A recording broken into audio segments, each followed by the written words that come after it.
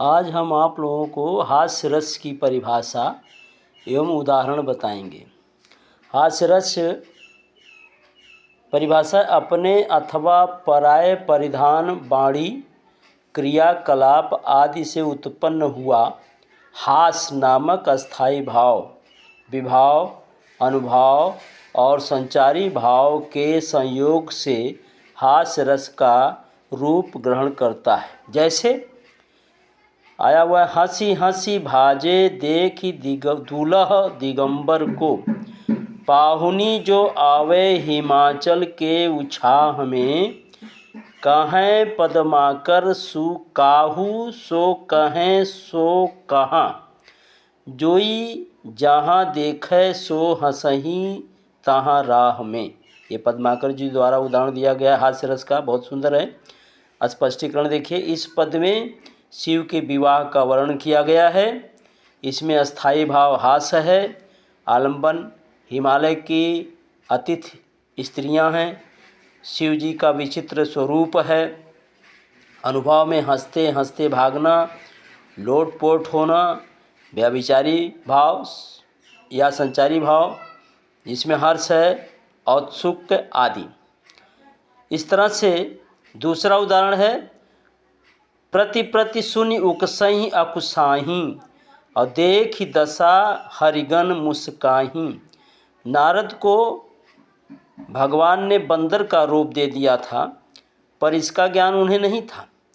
वे तो अपने को अति सुंदर मानकर राजकुमारी का ध्यान आकृष्ट करने को उकसहीं अकुसाहीं उनकी ऐसी चेष्टा बन रही थी, यही हास्य का कारण बन गई है।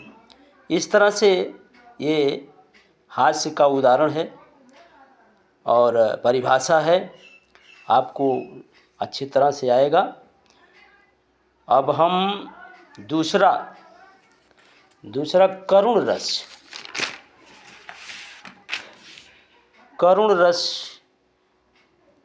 बताते हैं। करुण रस शोक अथवा दुख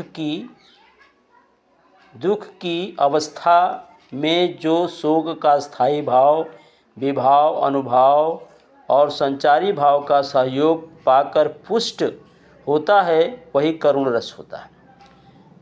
यद्यपि वियोग श्रृंगार में भी आश्रय के हृदय में दुख होता है, किंतु वहाँ मिलन की आशा रहती है, लेकिन करुण रस में ऐसा नहीं है। इस कारण से इसमें लिखा गया है कि इस करुणा कलित हृदय में अब विकल रागिनी बजती, क्यों हाहाकार स्वरों में वेदना असीम गरजती। ये जयशंकर प्रसाद जी का है, जिसमें बताया गया है कि वह बहुत ही दुख से पीड़ित हैं, कई बार उन समस्या और दुख आने के कारण से परेशान हैं। इसमें अस्थाई भाव शोक है, आलंबन विनष्ट, ऐश्वर्य, आश्रय नायक और नायिका, उद्दीपन में दुख, मरण आदि संचारी भाव, उन्माद, जड़ता, व्याकुलता आदि से पुष्ट होकर ये करुण रस की निष्पत्ति हुई है। इस तरह से हम अब आपको दूसरे रस की परिभाषा और उदाहरण बताएंगे। आप कृपया हमारे चैनल को सब्सक्राइब करिए ताकि हम उत्साहित हों, और सब डिस्क्रिप्शन में हमने दे दिया है, आप उसमें जा कर के पढ़ लेंगे, देख लेंगे। धन्यवाद।